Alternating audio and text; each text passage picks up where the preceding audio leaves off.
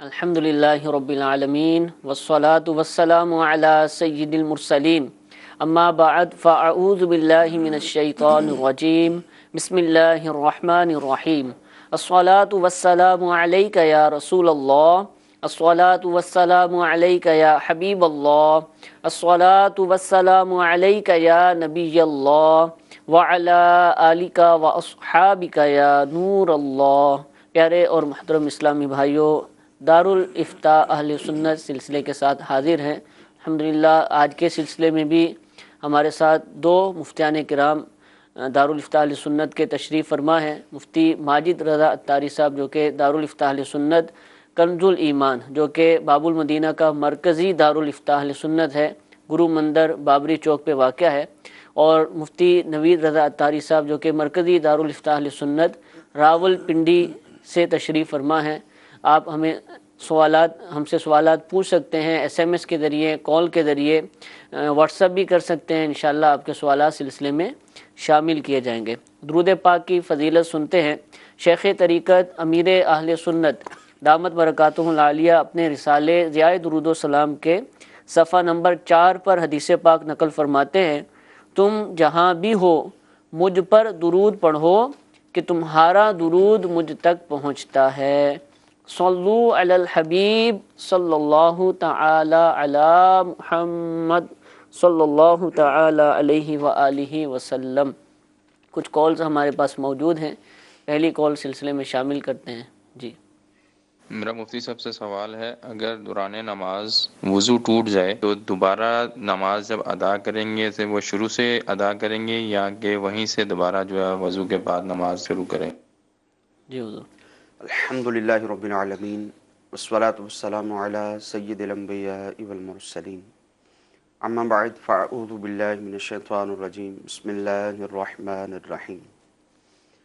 دیکھیے، ویسے تو اگر دوران نماز وضو ٹوٹ جاتا ہے تو وہی جو نماز ادا کر رہے ہیں اس کے اوپر بنا کرنے کی بھی شرعی طور پر اجازت ہوتی ہے، چاہے اکیلا نماز پڑھ رہا ہو، چاہے جماعت کے ساتھ نماز کی ادائیگی کر رہا ہو، بنا یعنی اسی کے اوپر یعنی آگے اسی شروع کے کر اوپر جو ہے وہ دوبارہ آ کر نماز کی ادائیگی شروع کرے، چاہے اکیلا پڑھتا ہو چاہے نماز جماعت کے ساتھ پڑھتا ہو۔ جماعت کے ساتھ واپسی آ کر ملے گا تو پھر اس کے لاحق وغیرہ کے احکام ہوں گے۔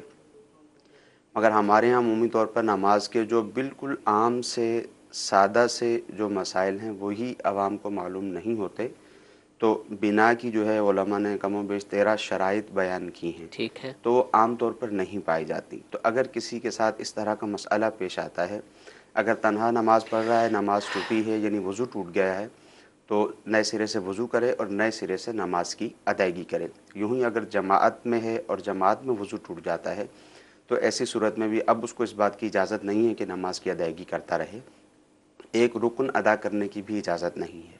ٹھیک ہے، جو ہی اس کا وضو ٹوٹا ہے فوراً چلا جائے، یہ فوراً جو ہے وہ جائے اور وضو کرے۔ ہاں، یہاں علماء نے اس کا ایک طریقہ بیان کیا ہے، وہ طریقہ یہ بیان فرمایا کہ تاکہ لوگوں کو پتہ نہ چلے کہ کس وجہ سے اس کا وضو ٹوٹا ہے، تو اس میں شرمندگی وغیرہ ہوتی ہے، تو اپنے ناک پر ہاتھ رکھ کے کہ جیسے لوگ سمجھیں گے کہ شاید ناک سے خون بہنے لگ گیا ہے، ٹھیک ہے، تو بالکل ایک کونے میں جائے اور وہاں سے پیچھے نکلتا ہوا چلا جائے اور پھر وضو کر کے نماز میں شامل ہو جائے۔ ٹھیک ہے۔ بقیہ جو آپ نے فرمایا کہ 13 شرائط ہیں، عام طور پر لوگوں کو نہیں پتہ ہوتی ہیں، تو کیا اب نہیں پتہ رہنی چاہیے یا ان کو سیکھنا چاہیے؟ بہتر کیا ہے کہ بنا کرے یا بالکل نئی نماز پڑھے؟ کیا کیا جائے؟ نہیں، دیکھیں، بہتر تو یہی ہے کہ شریعت کا جو ایک حکم ہے کہ جو پہلے کی اس کی نماز ہے وہ اپنی جگہ پر قائم رہے جتنی وہ پڑھ چکا ہے۔ بہتر صورت تو وہی ہے۔ ٹھیک ہے، جو بنا کی شرائط ہیں وہ بہار شریعت میں اردو میں تحریر ہیں، ٹھیک ہے، تو وہ اگر کوئی سمجھنا چاہتا ہے تو کسی عالم دین مفتی کے پاس بیٹھ کر ان کو اچھی طرح سے سمجھ لے تو بہتر ہے۔ اگر شاید ساری شرائط معلوم ہوں گی تو اب بنا کرنے کی بھی شرعی طور پر اجازت ہوگی۔ ٹھیک ہے، تو بالکل یہ مسئلے کو واضح طور پر مفتی صاحب نے ارشاد فرمایا کہ شرائط پائی جائیں گی تو بنا ہوگی۔ وہ شرائط اگرچہ مفتی صاحب نے بیان نہیں فرمائی، بہار شریعت کے اندر یہ نماز کے باب کے اندر 13 شرائط لکھی ہوئی ہیں، لیکن اگر وہ شرائط پائی جائیں تو اب پچھلی نماز کو بھی کنٹینیو کرنے کی اجازت ہے۔ شرائط کیا ہیں وہ تفصیلاً پڑھیں گے تو انشاءاللہ آپ کو اس کی معلومات مزید حاصل ہو جائیں گی۔ مفتی نوید چشتی صاحب ہمارے ساتھ موجود ہیں، دارالافتاء اہل سنت راول پنڈی میں تشریف فرما ہوتے ہیں، آپ کو مرحبا کہتے ہیں اپنے سلسلے میں۔ دور اگر آپ بھی آج تعارف فرما دیں اپنے دارالفتاح اہل سنت کا، کس جگہ واقع ہے، اس کے اوقات کار کیا ہیں، اور وہاں پہنچنے کا طریقہ کیا ہے؟ بڑی آسانی سے اگر کوئی بھی آنا چاہے راول پنڈی، اس کے مضافات سے ٹیکسلا، واہ کینٹ ہو گیا، گجر خان ہو گیا، کہیں سے بھی آنا چاہے تو آئے تو کس طرح آئے، کس جگہ اترے، کیسے آپ کے دارالفتاح اہل سنت کے اندر وہ پہنچے؟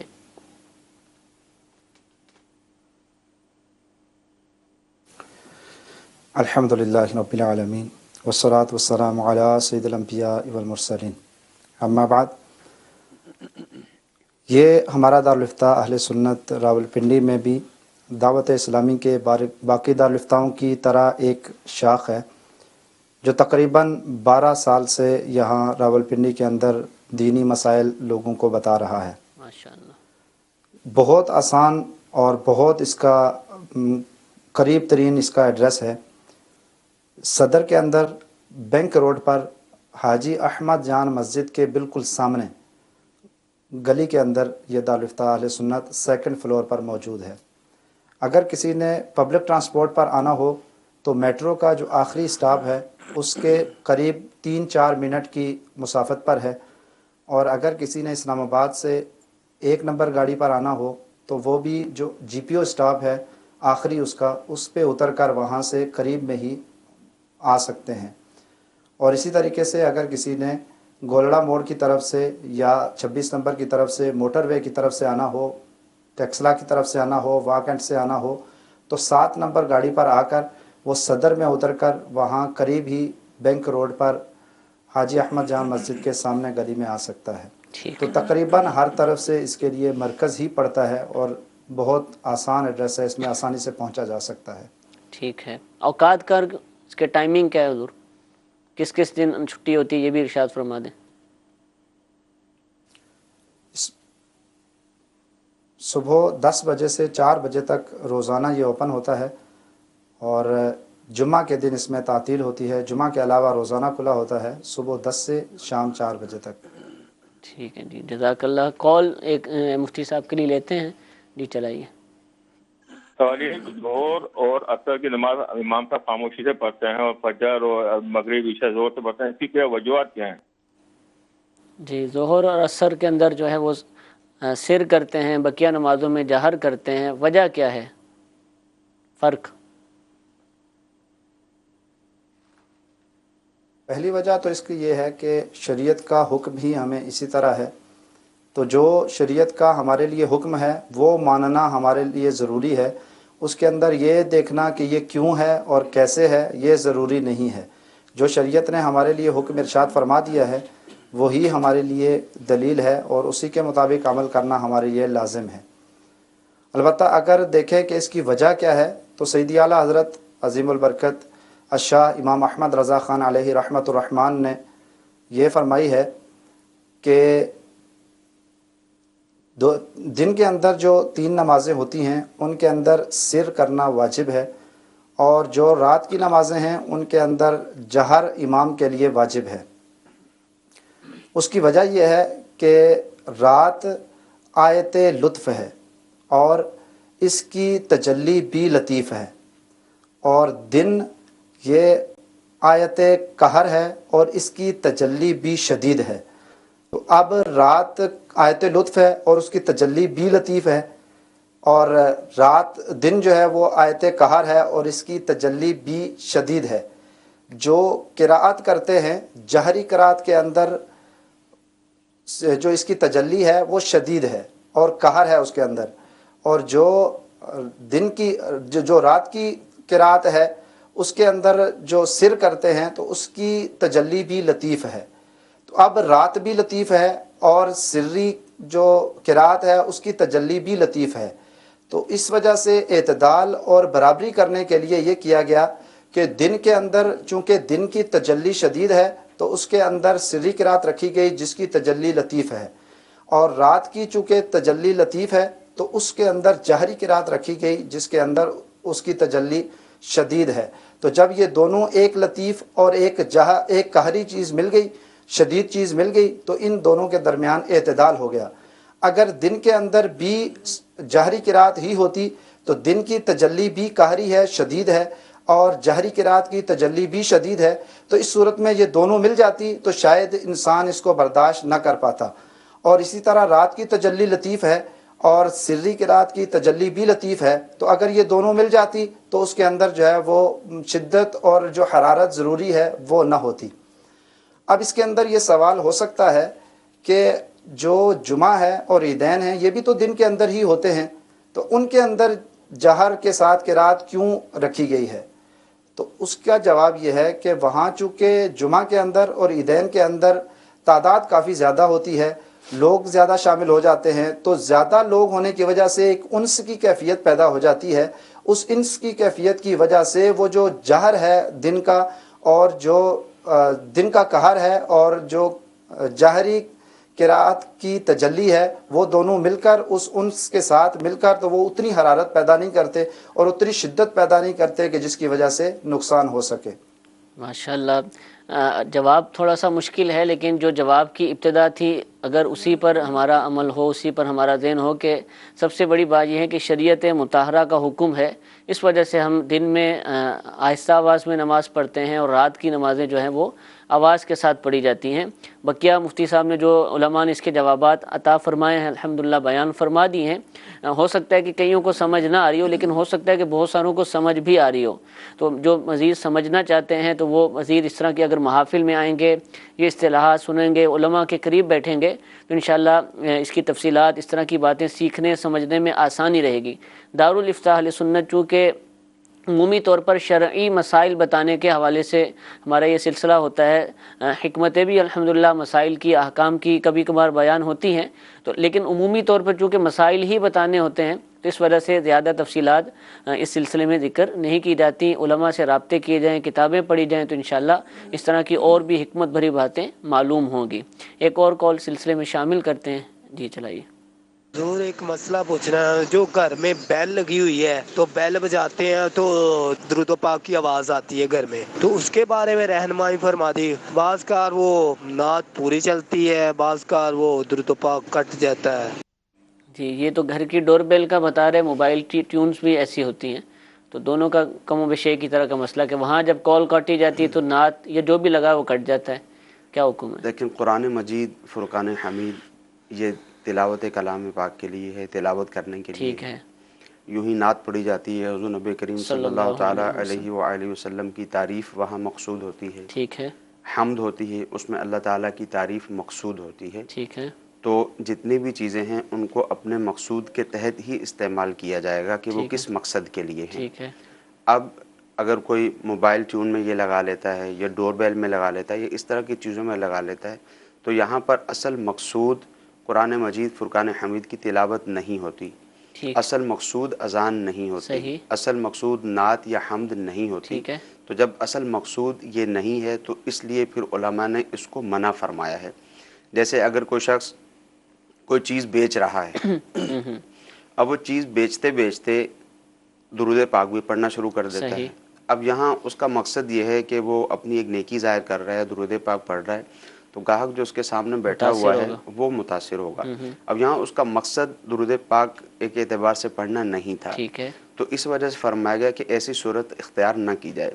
پھر یہاں ایک اعتبار سے ابتذال کی صورت بھی ہے، یعنی ایسی چیزوں کا استعمال جہاں پر کرنا چاہے، یوں کثرت استعمال اس طرح سے اس کا ہوتا رہے گا تو اس کی اہمیت بھی کم ہوگی۔ صحیح، بار بار ڈور بیل بج رہی ہے، ٹھیک ہے، اور اس میں تلاوت چل رہی ہے، کبھی وہ کٹ رہی ہے، کبھی کیا ہو رہا ہے، اس کا کٹنا وہ تو ایک علیحدہ مسئلہ ہے، وہ بھی غلط ہی ہے۔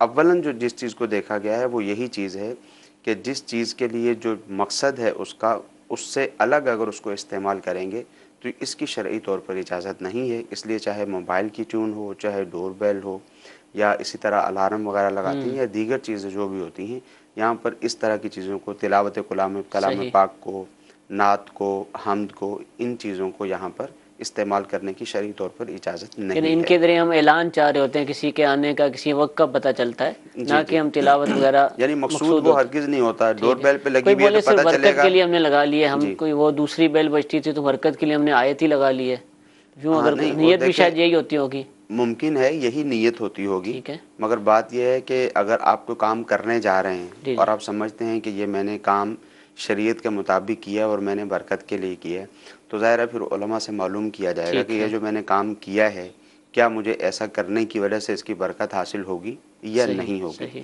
تو جب وہ کام شرعی طور پر اس کام کی ہی ممانت ہوگی، وہ کام کرنے کی اجازت ہی نہیں ہوگی، تو پھر ایسی صورت میں اس میں برکت بھی ظاہر ہے نہیں ہوگی.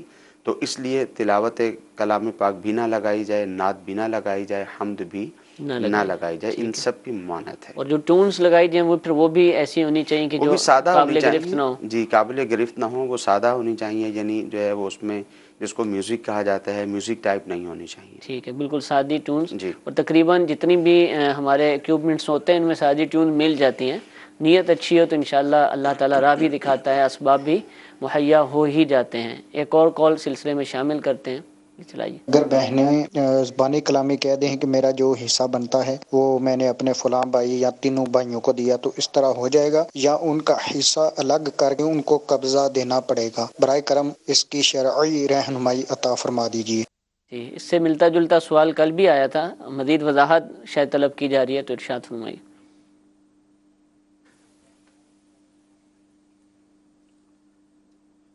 جو حصہ کسی کا وراثت کے طور پر ہوتا ہے اس کی دو صورتیں ہیں. ایک یہ ہے کہ اس کا حصہ اتنا ہے کہ جو قابل تقسیم نہیں ہے، اور دوسرا وہ ہے کہ جو قابل تقسیم ہے. اگر کسی کا حصہ اتنا بنتا ہے کہ جو قابل تقسیم نہیں ہے، مثلا ایک کچن ہے چھوٹا سا ہے، اس کے اندر 4-5 بندوں کا حصہ بن رہا ہے، یا ایک واش روم ہے اس کا حصہ بن رہا ہے، یا ایک چھوٹا سا کمرہ ہے اس کے اندر 3-4 بندوں کا حصہ بن رہا ہے.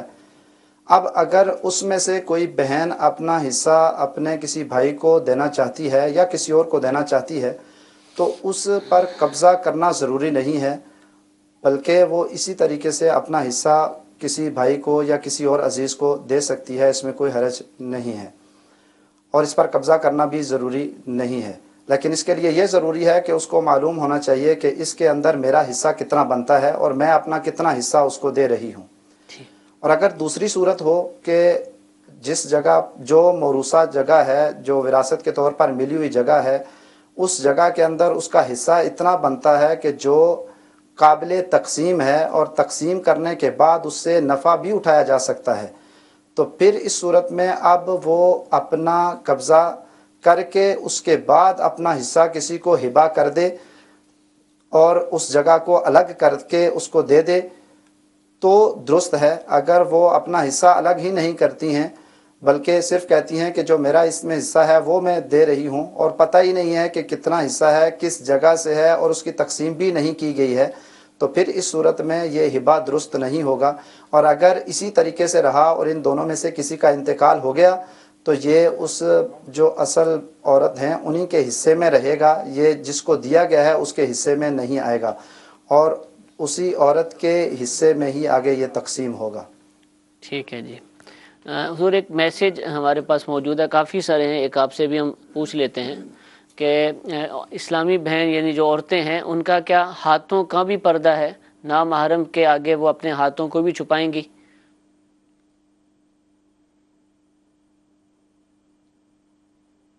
شرعی طور پر ہاتھوں کا اور پاؤں کا چھپانا عورت کا اجنبی مردوں سے لازم نہیں ہے، لیکن بہتر ہے اگر فتنے کا اندیشہ ہو سکتا ہے تو ہاتھوں اور پاؤں کو بھی چھپا لیا جائے، لیکن نہیں بھی چھپائیں گی تو گناہ گار نہیں ہوں گی.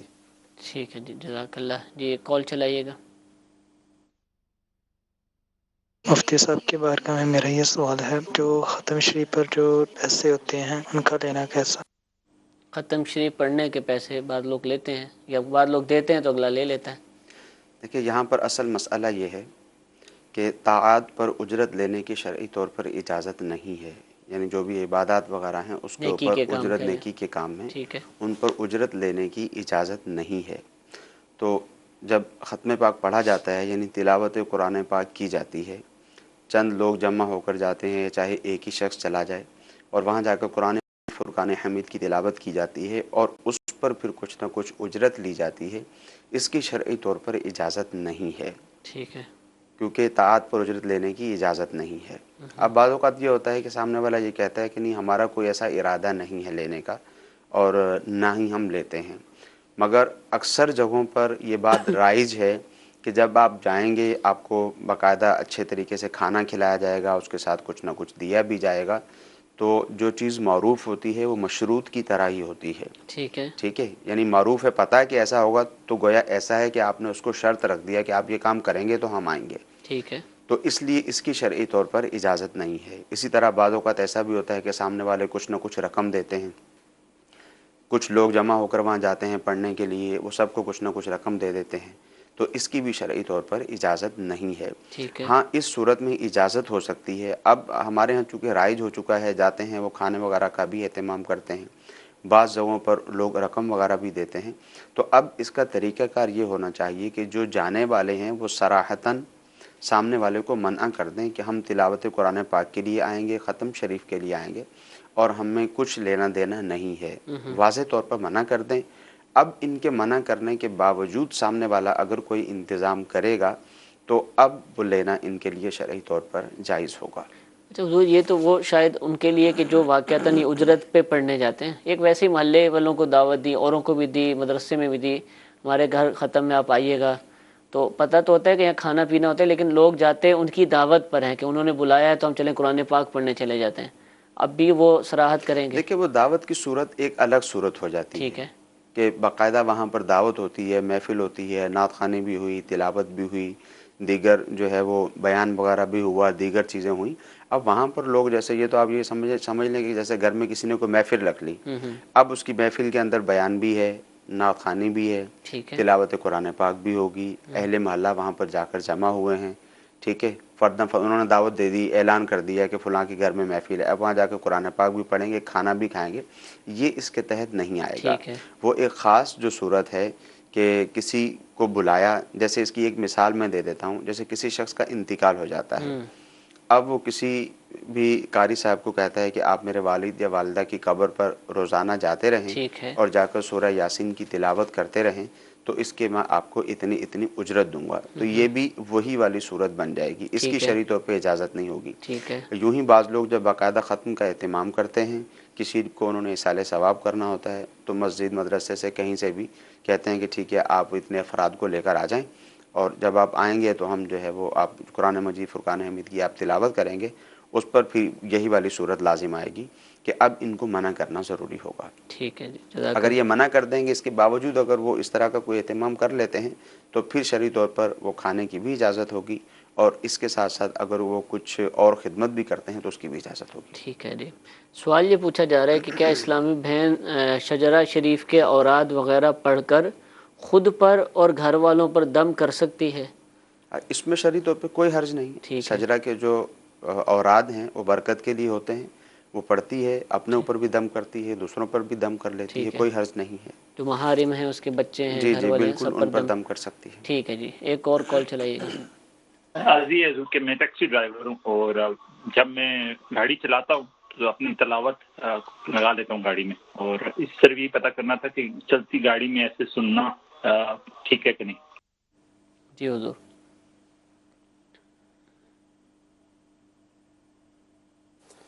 चलती गाड़ी में अगर तिलावत कुरान पाक लगाते हैं तो बहुत अच्छी बात है कि कुरान पाक सुनते रहेंगे और साथ साथ गाड़ी भी ड्राइव करते रहेंगे तो इंशाअल्लाह बरकत भी रहेगी। लेकिन इसके अंदर ये ख्याल ज़रूर रखें कि अगर तिलावत कुरान पाक लगाई हुई है तो इस सूरत में उसको तवज्जो के साथ सुने, और बातों में लगे रहना या और दूसरे कामों में लगे रहना मुनासिब नहीं है। इसकी वजह से बेबरकती का सबब हो सकता है और कुरान पाक की तो जो तिलावत चल रही है उसकी बेअदबी का सबब बन सकता है। तो बेहतर यही है कि जब तिलावत कुरान पाक लगाए तो उसको तवज्जो से सुने, और अगर तवज्जो से नहीं सुन पा रहे हैं तो फिर उस सूरत में तिलावत कुरान पाक गाड़ी के अंदर ना लगाएं। ठीक है जी। एक अच्छा, यहाँ एक सूरत बाज़ औक़ात ऐसी भी होती है जी जी कि जैसे आप सफ़र के लिए जा रहे हैं, चंद दोस्त मिल के जा रहे हैं या कोई फैमिली सफ़र के लिए जा रही है, अब वो टैक्सी वाले ने तो तिलावत कुरान मजीद चलाई हुई है, अब ये बैठते हैं, अब इनकी कोई बहुत अहम बात है, इन्होंने कोई गुफ्तगू करनी है, तो अब ये बेचारे जो है वो किसी तरह की गुफ्तगू वगैरह नहीं कर पाते हैं। जबकि तो इस मसला नहीं सूरत मालूम में उनको। जी जी इस सूरत में ऐसा होता है, अब ज़ाहिर है वो बैठे तो इस नीयत से नहीं है कि उन्होंने तिलावत कुरान पाक सुननी है, उन पर सुनना वाजिब भी नहीं है।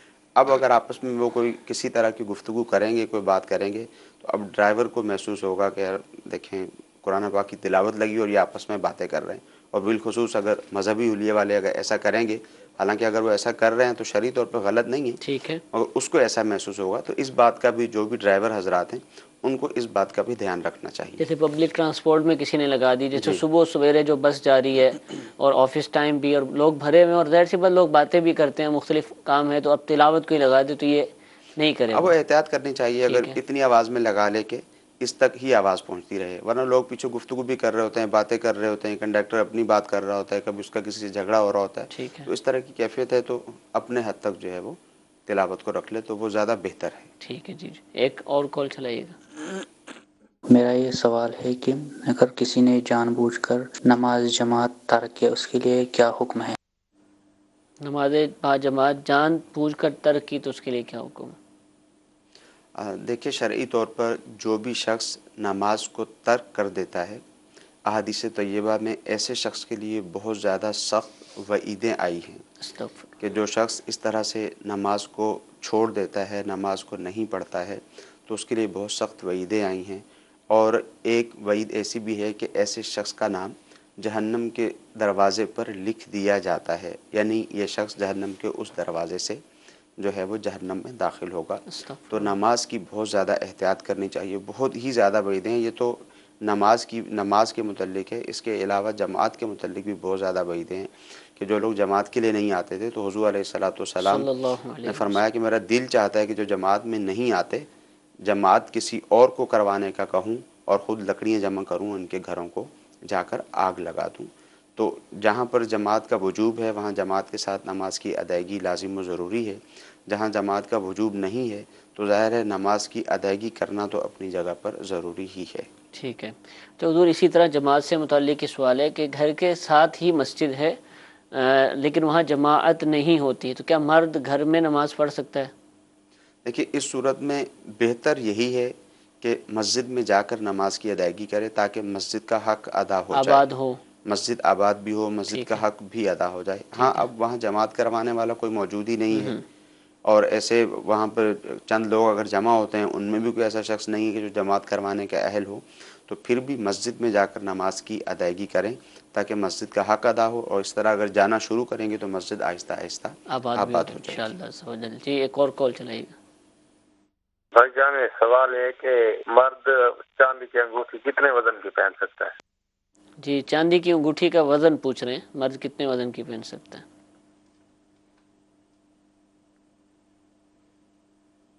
مرد چاندی کی 4.5 ماشے سے کم کی ایک انگوٹھی ایک نگ والی پہن سکتا ہے.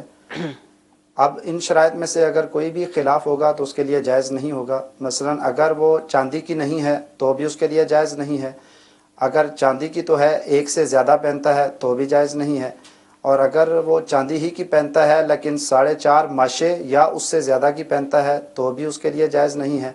اور اگر وہ ایک سے ہے تو چاندی کی ہی اور ہے بھی 4.5 ماشے سے کم کی لیکن 2 یا 2 سے زیادہ نگ والے پہنتا ہے تو بھی مرد کے لیے اس کی اجازت نہیں ہے. ٹھیک ہے. چاندی کی ایک انگوٹھی 4.5 ماشے سے کم جس میں ایک نگ ہو وہ پہن سکتا ہے، یہ مفتی صاحب نے ارشاد فرمایا. جی ایک میسیج آیا ہے جی جس وہ میں مرد پہن سکتا جی ہے. سوال یہ ہے کہ اگر نکاح کے دوران لڑکی کے نام کے ساتھ اس کے سوتیلے والد کا نام لیا جائے تو کیا نکاح منعقد ہو جائے گا؟ ایجاب و قبول ہی کے حوالے سے سوال ہے.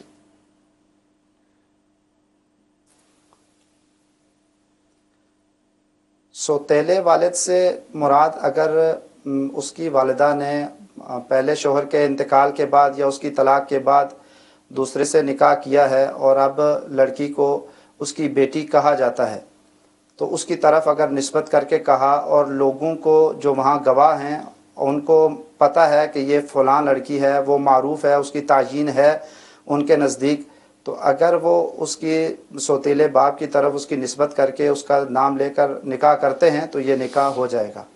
ٹھیک ہے جی جزاک اللہ. ایک مزید کال چلائیے گا. کل خانے کر سکتے ہیں جمعراتیں اور 40واں کر سکتے ہیں؟ یہ سوال پوچھنا تھا دارالفتح سے.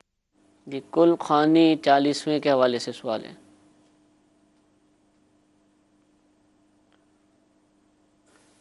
ہمارے ہاں جو رائج ہے تیجا، چوتھا، 10واں، 40واں فاتحہ خوانی وغیرہ یہ سب جائز ہے، مستحسن ہے، باعث اجر و ثواب ہے. کہ ان تمام کاموں کی اصل ایصال ثواب ہے، اور ایصال ثواب قرآن پاک سے، احادیث مبارکہ سے اور بہت سارے اقوال سے، صحابہ کرام کے، اسلاف کے اقوال سے، اعمال سے بالکل ثابت ہے۔ اور یہ جو سوال کیا گیا ہے کہ جمعرات کو دعا کرنا، تو جمعرات کو دعا کرنا باقی عام دنوں میں دعا کرنے کے بنسبت زیادہ باعث اجر و ثواب ہے، اور احادیث مبارکہ سے بھی یہ ثابت ہے کہ مرنے والوں کی روحیں شب جمعہ کو اپنے گھروں میں آتی ہیں اور اپنے عزیزوں کو پکارتی ہیں کہ ہمارے لیے صدقہ کرو، ہمارے لیے دعا کرو۔ تو اگر کوئی ان کے لیے دعا کرتا ہے تو وہ اس کے لیے خوش ہو کر اس گھر سے واپس لوٹ کر جاتی ہیں۔ تو جو لوگوں میں ہمارے عام رائج ہے کہ وہ جمعرات کو مغرب سے پہلے یا مغرب کے بعد دعا کرتے ہیں، تو بہت اچھی بات ہے، یہ باعث ثواب ہے، اور اس وقت دعا کرنا اور روحوں کا وہاں پر حاضر ہونا یہ ثابت بھی ہے۔ ٹھیک ہے جی، جزاک اللہ۔ جی ایک اور کال چلائیے۔ میرا سوال یہ ہے کہ جی بچہ جب پیدا ہوتا ہے تو اس کو کیا فوراً اذان دینی چاہیے؟ بعض ہاسپٹل میں ہوتا ہے، وہ نرسری میں ہوتا ہے، تو وہاں وہ جانے کی اجازت نہیں ہوتی کسی کو، تو کیا جب وہ نرسری سے بعد میں اس کو اذان پھر 2 دن یا 3 دن اس کو نرسری میں رکھ لیتے ہیں تو اس کے بعد اس کی اذان دیں، اس میں کوئی حرج تو نہیں ہے؟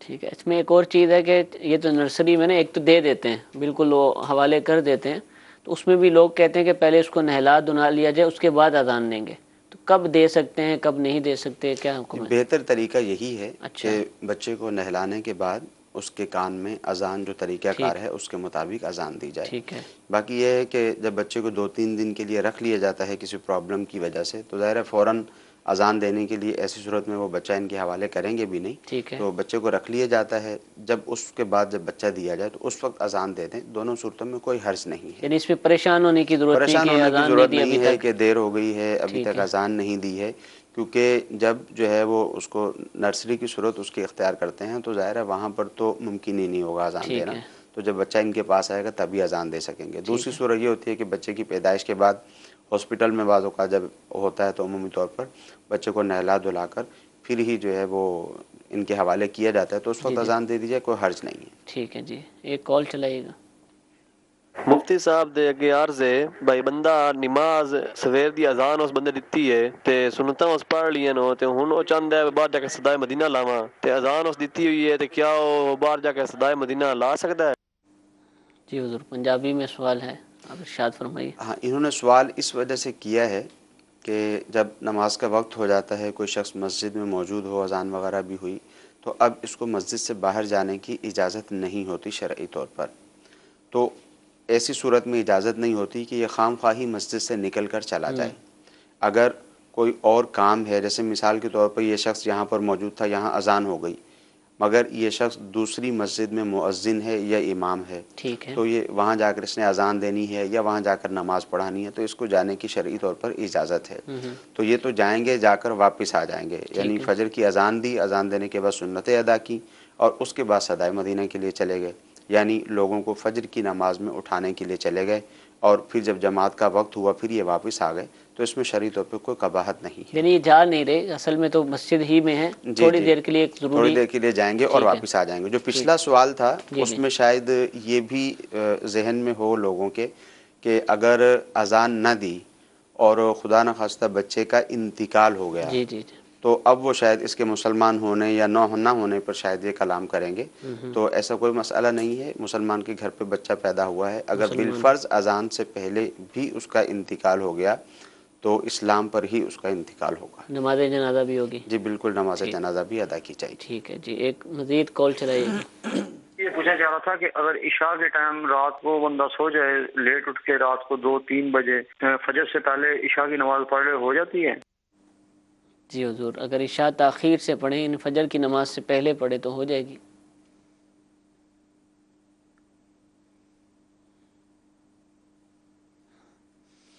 پہلی بات تو یہ دیکھیں گے کہ اس شخص پر عشاء کی نماز واجب، جماعت کے ساتھ نماز پڑھنا مسجد محلہ کے اندر واجب ہے یا نہیں ہے۔ اگر اس شخص کے قریب محلہ کی مسجد موجود ہے اور وہاں نماز جماعت کے ساتھ پڑھنا اس پر واجب ہے، تو پھر اس صورت میں تو اس کے لیے وہ جماعت چھوڑنا گناہ ہے اور واجب کا ترک ہے، اس صورت میں جان بوجھ کر ایسی تاخیر کرنا تو منع ہوگا اور وہ گناہ گار بھی ہوگا۔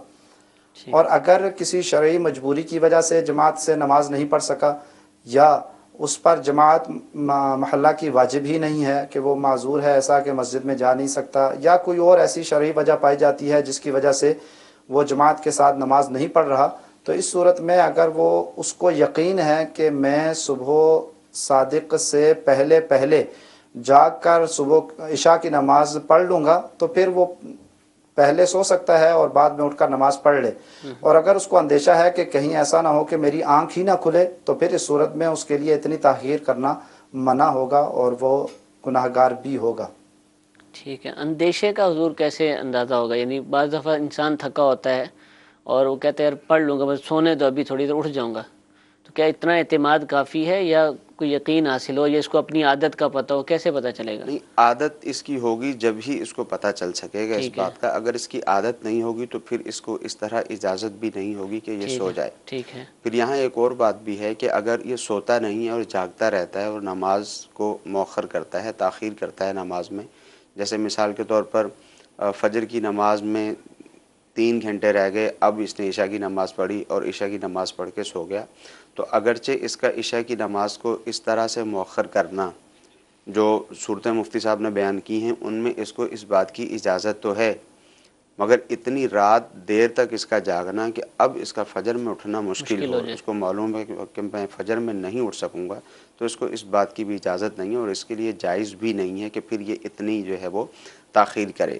وہ جواز نہ ہونے کی جو وجہ ہے وہ یہ ہے کہ اب اس کو پتہ ہے کہ میں فجر کی جماعت کے لیے فجر کی نماز کے لیے نہیں اٹھ سکوں گا۔ اگرچہ عشاء کی نماز میں جو ہے وہ اس کو تاخیر کرنے کی بعض صورتوں میں اجازت بھی مل جائے گی، تو دونوں ہی باتوں کا دھیان رکھنا ہے، عشاء کی نماز کے اعتبار سے بھی اور فجر کی نماز کے اعتبار سے۔ ٹھیک ہے، آخری سوال فجر ہی کے والے سے، اب یہ جاگا ہے رات کسی بھی وجہ سے، عشاء تو اس نے چلے جماعت سے پڑھی تھی، رات جاگا دیر ہو گئی، جیسے محفل میلاد میں شریک تھا یا ویسے کوئی کام تھا یا کسی کی شادی میں شریک تھا اور دیر ہو گئی، اس کو گھریلو شادی میں بہت دیر ہو جاتی ہے، اب یہ سوتا نہیں، اس کو پتہ ہے کہ سوؤں گا تو فجر کا مسئلہ ہو سکتا ہے، لیکن جیسے ہی فجر کا وقت شروع ہوتا ہے نماز پڑھتا اور سو جاتا ہے، جماعت کا انتظار نہیں کرتا، تو یہ اس کے لیے ٹھیک ہے یا جماعت تک اس کو رکنا پڑے گا؟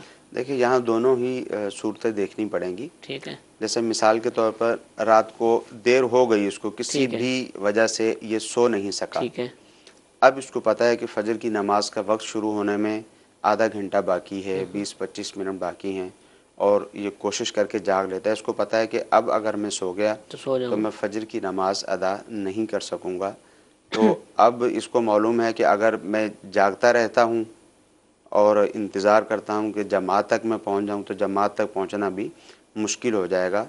تو دیکھیں یہ ہر شخص اپنے بارے میں خود ہی اس بات کا فیصلہ نہ کرے، اس طرح کے معاملات میں معلومات اچھی طرح سے لے لینی چاہیے۔ بہرحال اس کو اس صورت میں اس بات کی اجازت ہونی چاہیے کہ اس کو معلوم ہے کہ اب اگر میں فجر کی نماز پڑھ کر سو جاؤں گا تو سو جاؤں گا، اور اگر میں نے فجر کی نماز ادا نہ کی اور میں جماعت تک کا انتظار کرنے کے لیے بیٹھ گیا یا لیٹ گیا تو ایسی صورت میں فجر کی نماز ہی نہ پڑھ سکوں گا، تو اب یہ فجر کی نماز پڑھ کر اب اس کو ایسی صورت میں سونے کی اجازت ہوگی۔ ٹھیک ہے، جزاک اللہ۔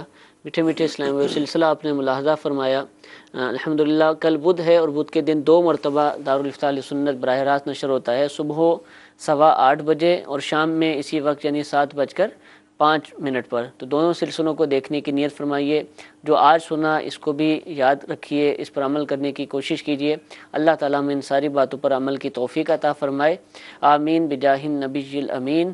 صلو علی الحبیب صلی اللہ تعالی علی محمد صلی اللہ علیہ وسلم۔